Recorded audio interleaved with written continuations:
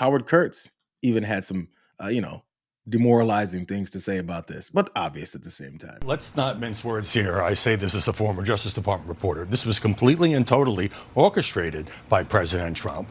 He says he's leaving it to justice, but he very much out in the open. Remember, he fired his own appointee as U.S. attorney in that part of Virginia because he didn't think there was enough evidence to bring this case. Brought in White House aide, his former defense lawyer, whose job was to get this done, and apparently that has worked. I think we've become inured to this, but in previous administrations, any hint of contact within a criminal case would be a scandal on its own. And so President Trump, by the way he pulled the strings, has gotten his way with this initial indictment.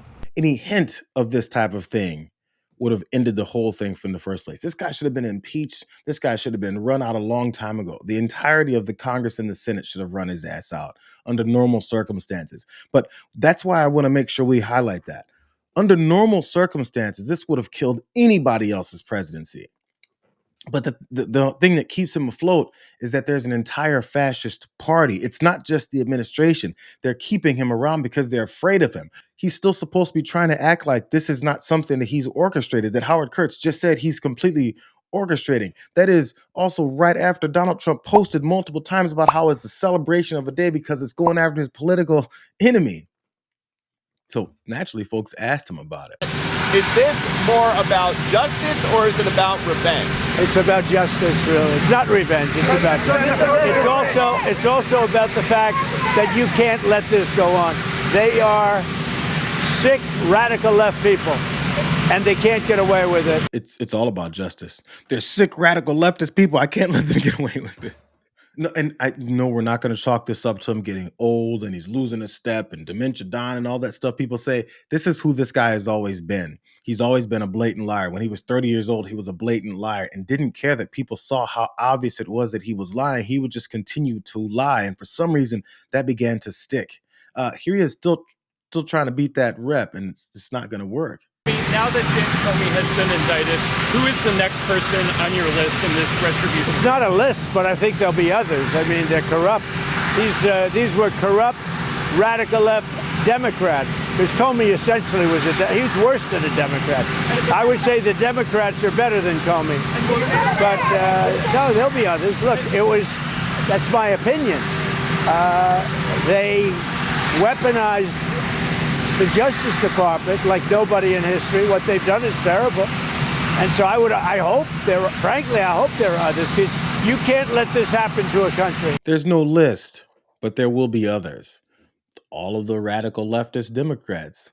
What do you know? It's like he doesn't have a list, but then he does have a list right after he said that he doesn't have a list, and that it's all of them. Because they did these corrupt things with weaponizing the Justice Department, like I'm obviously doing right now. It really is hard to read whether or not he understands what he's saying or whether or not he thinks no one else understands exactly what he's saying. It actually got worse. This is probably the best version of best example of him acting like he doesn't know what's going on or is actually all about what's going on. It seems like an indictment of James Comey is imminent. Would this be the first step in accountability for pushing the hoax of Russia, along with Barack Obama involved as well? Well, I can't tell you what's going to happen because I don't know. You have very professional people headed up by the Attorney General and Todd Blanche and Lindsay Halligan, who's very smart, good lawyer, very good lawyer. They're going to make a determination. I'm not making that determination. I think I'd be allowed to get involved if I want, but I don't really choose to do so. I can only say that Comey's a bad person. He's a sick person. I think he's a sick guy, actually. He did terrible things at the FBI. And but I don't know. I have no idea what's going to happen. This guy has no idea what's going to happen. But he also said in that very same paragraph, I could get involved if I wanted to. I'm not involved. I don't know anything that's going on. Lindsay Halligan's doing a great job. It's amazing what they're doing. I have no idea what's happening. Pam Bondi, I have no idea what's happening. But you know what? I could if I wanted to. That's not the first time he's done that. He's talked before about how he's not involved in some nefarious shit that's happening. And then as it's happening, he goes, if I wanted to, though, I could get involved. I don't love Not that I don't have the right to do anything I want to do. I'm the president of the United States. If I think our country's in danger, and it is in danger in these cities, I can do it. In other words, if you guys openly and blatantly see how involved I am in this and someone points out how involved I am in this, at least I have this to fall back on. I mean, I get to. That's dictatorial kind of talk. So last couple instances of this going on, because as I pointed out, that former U.S. Attorney Donald Regine that he booted because he wouldn't jump onto this bad case. It's odd though, even Pam Bondi, who's like one of the biggest yes men in his administration, it was reported beforehand that she wasn't really thinking it would work either. Right now, the clock is ticking on a possible indictment of James Comey. The statute of limitations expires today on these possible charges, and the indictment could come as soon as this afternoon. But sources tell CNN that Attorney General Pam Bondi and top prosecutors have reservations about indicting the former FBI director, who is under investigation for possibly lying to Congress in 2020.